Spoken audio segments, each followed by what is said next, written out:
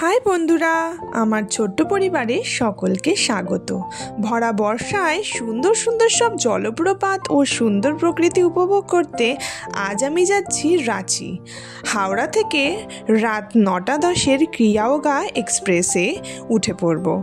আর ট্রেনের ticket confirm না থাকায় আরএসিতেই আজকে আমাকে যেতে হবে। শুরু করছি আজকের ভিডিওটা। বন্ধুরা, ভিডিওগুলো ভালো লাগলে প্লিজ লাইক অ্যান্ড সাবস্ক্রাইব করতে ভুলো না। আর ট্রেন আজকে আমার ছেড়ে দিল সঠিক সময়ে। রাতের ডিনার করে নিয়ে ঘুমিয়ে পড়লাম আর সকালবেলা উঠেই সঠিক সময় মতো পৌঁছে গেলাম রাঁচি স্টেশনে। শুরু করছি ডে 1-এর ভিডিও। স্টেশন থেকে ফ্রেশ হয়ে আগে থেকেই বুক করে রাখা গাড়িতে উঠে পড়লাম। আগামী 3 দিনের জন্য এই গাড়িটাই আমরা বুক করে রেখেছিলাম, আর সেই মতো কিন্তু আমরা আমাদের যাত্রা শুরু করলাম। আর আজকে ডে 1-এর যাত্রা শুরুটাই করলাম জগন্নাথ দেবকে দর্শন করে।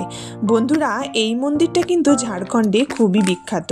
এটা 1691 সালে প্রতিষ্ঠিত হয়েছিল। তারপর ভরা বর্ষায় গাড়ি এগোতে লাগলো।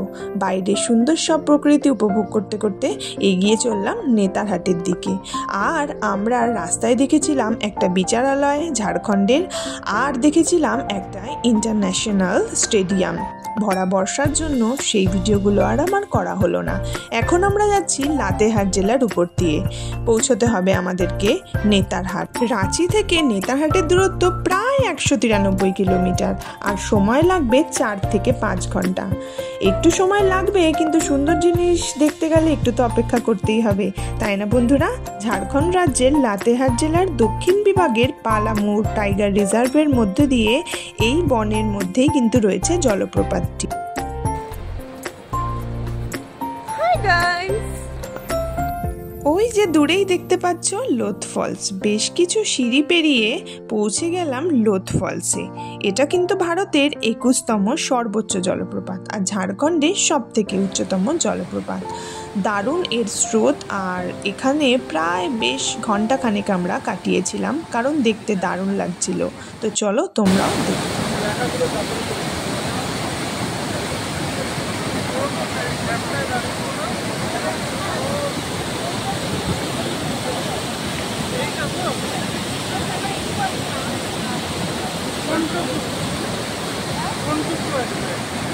এরপর নেতারহাটের এই হোটেলে ঢুকতে প্রায় বিকেল হয়ে গেল, আর এই হোটেলটা আমরা এখানে এসেই বুক করেছিলাম।